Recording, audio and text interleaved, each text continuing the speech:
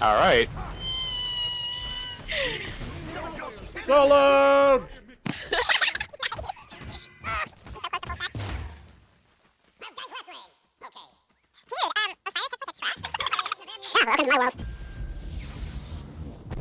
Like, I'm just gonna stop trying to fight him because it's not working. Alright, Fafnir's heading your way, I'm heading your way. Oh shit. Run to me, run to me. Bait him. Bait him like the bitches they are!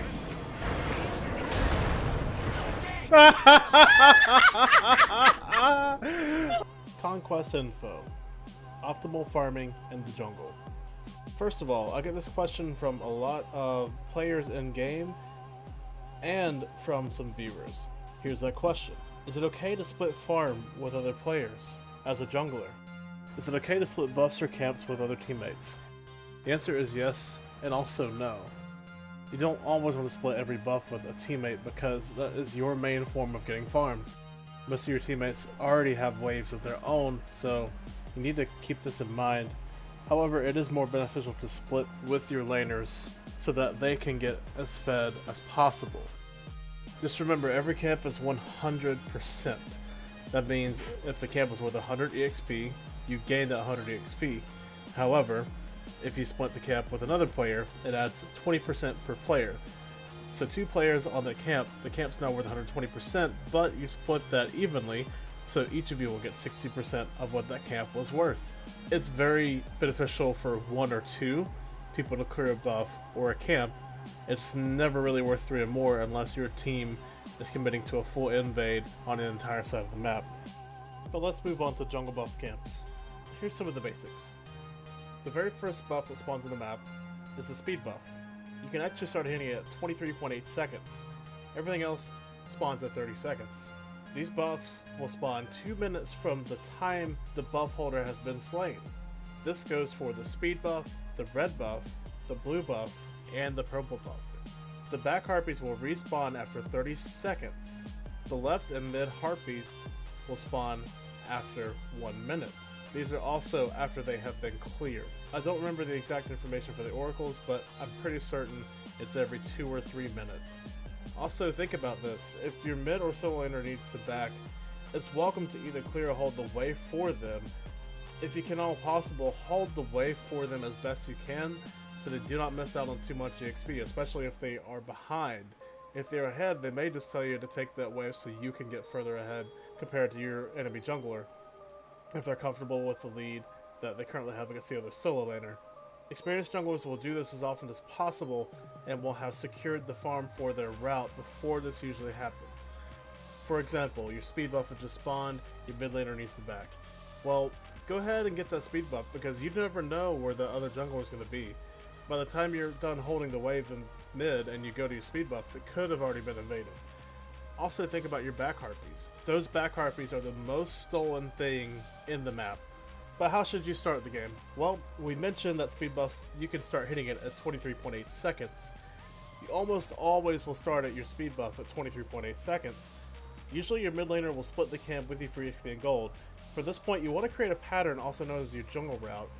Keep in mind, an experienced jungler will figure out your route, so you need to anticipate invades somewhere in your route. For creating your jungle route, you once again will start at speed. After starting speed, you have 2 options. For most players, you can either go to the solo side back camps, or go straight to red. If you're going to red, it is important to notify your solo laner, however, you need to consider the solo laner really needs that buff early. For example, gods like Tyr are mana hungry early on, but if you have a Kakulin on the team, you can possibly come back to that blue in a minute, as he uses his rage mechanic and not mana.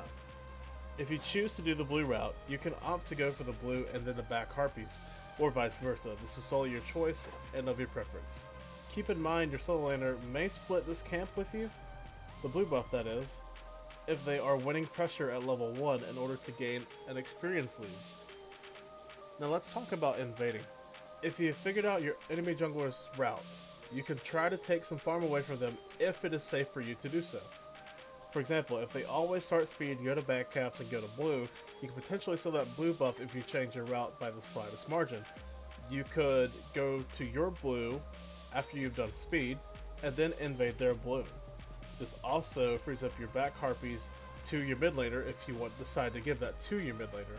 However, you could just easily go back to those anytime, just make sure the enemy jungler does not steal those from you.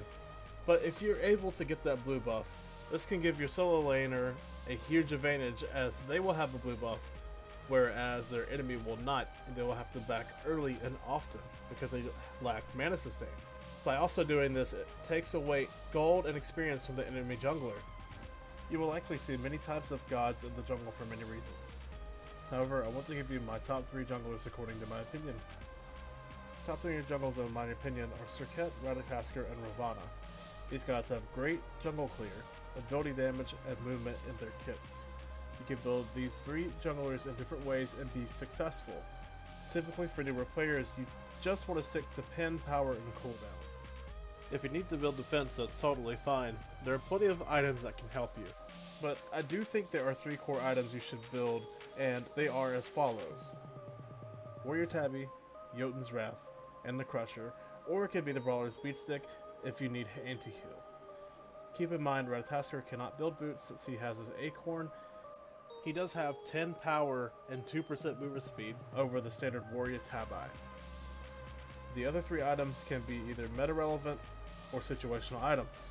You can never go wrong with a defensive item such as Spirit Robe that will help mitigate damage when you're being CC'd. As a jungler, if you want more information about experience and gold and how to level properly, visit the World of Thoth. Flowboot does a really good job on this every single batch. But that's all I have for you for this video. I hope this was insightful for you. I hope this helps you become a better player. I hope this increases your awareness as well. That's all for me. Majabusha. Peace out.